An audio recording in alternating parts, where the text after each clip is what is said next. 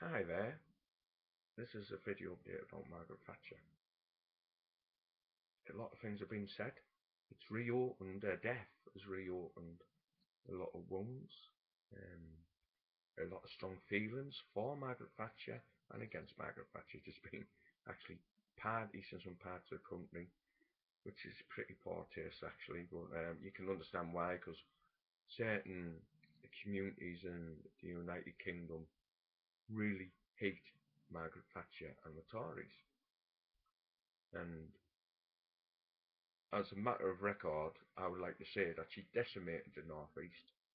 We used to have a steel industry, shipbuilding industry, and a coal industry. We haven't anymore. We've got bits and pieces, but it isn't quite the same. It's interesting if you look at the privatised companies that belong to the country. Before she came into power, coal, steel, and the shipbuilding industries were all in the hands of the people, were all nationalised. Then when they came to power, they were all privatised. Now sometimes it can do a company good to be privatised, in some cases. But over a very short period of time, everything that made a profit or could be possibly make money in the future was privatised. Now, isn't it interesting that most of the politicians were on the board of directors or had connections to these companies that were privatised and had everything to gain? I rest my case. But I remember a lot of hardship in the North East, a lot of suicides, a lot of families going hungry, and it was bleak. And in some ways, it is bleak. We were a service. No, were we were a industrial country. Now we're a service country. We're a service industry country. Also interesting that how people going about she won the Falklands. Actually, she nearly lost us the Falklands War. Her party reviewed the armed forces, or took notice of a review commissioned by the Ministry of Defence that have reviews all the time. Some good, some bad, some nonsense, some there to make money, and some talk sense. Everyone wants a bit of a pie. The Navy, the Army, the Air Force, everyone's arguing their point. They decommissioned the two big aircraft carriers we had at the time. Like one was the Ark Royal. We went to war with pocket aircraft carriers, which were actually helicopter carriers that had been converted to take the Harrier jump jet. HMS Invincible and HMS Hermes, wasn't it? Which is okay, but they don't give you air cover. If we would have had the Ark Royal, that would have gave us a lot more air cover, and we wouldn't have lost so many ships. And there's also evidence, quite damning evidence if you look into it, that the government knew that the Argentinians were planning an attack on the Falklands and did nothing. They didn't reinforce the garrison. They didn't send a Navy task force to blockade the island. They did nothing. So is this another case of problem, reaction, solution? Undoubtedly, the changes to the Navy encouraged the Argentinian junta at the time that was grossly unpopular in Argentina at the time. This junta was responsible for some human rights violations, unbelievable tortures, shootings, people disappearing.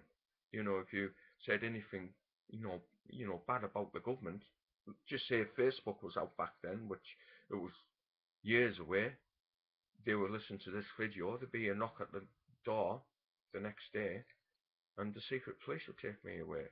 Um, South America is very right wing, and they're like, they're like dictatorships over there. So he needed a war, so to gather support, and he thought he had a good chance of getting the Malvinas back, as they call it. Yeah, we call it the Falklands. And he wanted South Georgia as well for South Georgia, those little islands, for the oil rights.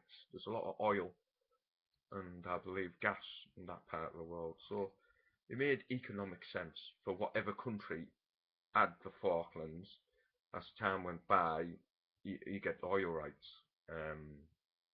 At the time, Margaret Thatcher, or arguably, wanted a war to boost them, ratings in this country, because she was going through a tough time, because she did make a lot of changes that needed to be done, and she made a lot of changes that didn't need to be done. She wanted rid of Scargill, and she wanted rid of these ridiculous pay rises that the unions were getting and the strikes. So yeah, so you can see both sides of the coin. You can see where I'm coming from, and so they both needed a war, and they got one, and a lot of people died. And I'm proud of our armed services who went to the Falklands, because they did a good job, and they always says the British Army always have the best equipment. Yes, but they don't have a lot of it. I know a lot of friends in the army, and sometimes they have to patch and make do with things, and that was the case in the Falklands. We lost a lot of helicopters. We didn't have a lot of helicopters, so the Marines, the Royal Marines and the Parachute Regiment had the YOMP, what you call it, which forced march, and the Marines call it YOMP, and I think the Parachute Regiment call it something else, can't remember on the top of my head. So they would march all night, the pack would march all night, and then fight. You'd be marching for 8 hours, and then you have to fight a battle. And there was a lot of brave acts in the Falklands, and it was savage hand-to-hand fighting sometimes. So hats off to our boys and girls in the military. Also, there was the medics who treated not only our lads, but the enemy, and they treated them just the same. And there was a British lad who actually got awarded a medal, or got a decoration, I should say, of the Argentinian government for the acts of kindness he showed to captured, injured Argentinian troops. But was it a war that needed fighting? Could the war, ask yourself, could the war been averted? If we would have reinforced the garrison there, because we must have known they were up to something. To mount an amphibious attack on an island takes time. You're not telling me the CIA didn't know. You're not telling me MI6, MI5 didn't know. These are intelligence gathering. You're not telling me the Russians didn't know. They could have covered it up so fast saying they're going on military exercises, but they knew the mood in that country, and they knew who was in charge on his political views on the Falklands. So it wouldn't have done any harm to send an extra 1,000 troops to the Falklands and a couple of warships, and like maybe aircraft carrier, if we've got any, there as a warning, back off. These days, of course, there's an air base on the Falklands, and we've got Tornadoes and Eurofighters and got jump jets. And I agree with the government that it'd be madness to give the Falklands back.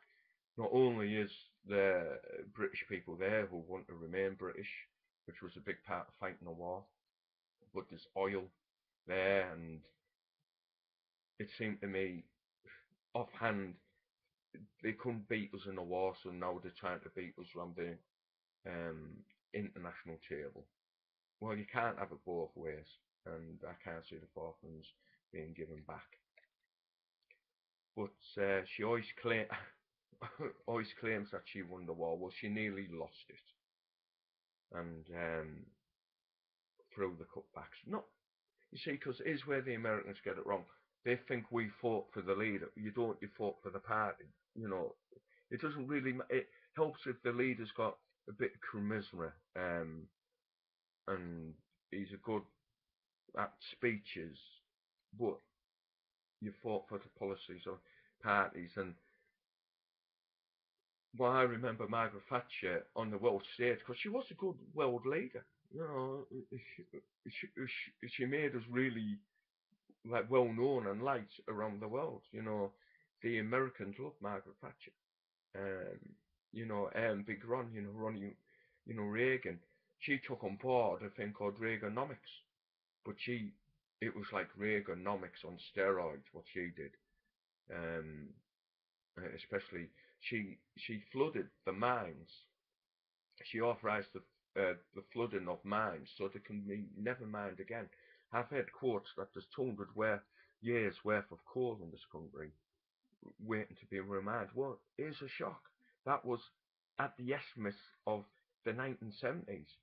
They found more coal now, and they're trying to reopen some of the mines and make new mines so they can mine this new coal. Estimates say there could be up to 1,000 years worth of coal and gas in the UK mainland. But yet we import gas from Russia, we import coal from Africa and other states. I would ask again, as a matter of course, anyone on a board of directors of any public company, they've got to make it known. And if you do your research, the answer's there. That's all I'm going to say. It's like when you go into a doctor's office and there's adverts are everywhere, there's pens lying about with names of medicine on. You don't think they just put that there, you know, just because they've been given them. No, because they get money. The surgery gets money from these firms to promote the firms. So just like football wearing a sponsor on a shirt. So there you go. Alright, there's nothing. Paolo Di Canio being in charge of Sunderland. Well, I don't know if he's going to do the job. He might give the kick up the backside to Sunderland. I was looking forward to them going down and us playing us next season because I don't think Mowbray is going to get us up this season. You know, he's went on a real bad run, but that's a different story. He's a legend, but you can't be judged on what you done yesterday. It's always what you do today. You're only as good as your last game. And, well, it speaks for itself. But Paolo Di Canio, he is a fascist. There's a long way of being a fascist and a Nazi. Slightly different things. It's like communism and socialism. Italy is the home of fascists. So it's no great surprise that Paolo Di Canio is a fascist. They kind of like that action. How he's been treated because his political views, well, you can argue it's wrong because you should be allowed to be any political party you want in this country, no matter if you agree with it or not.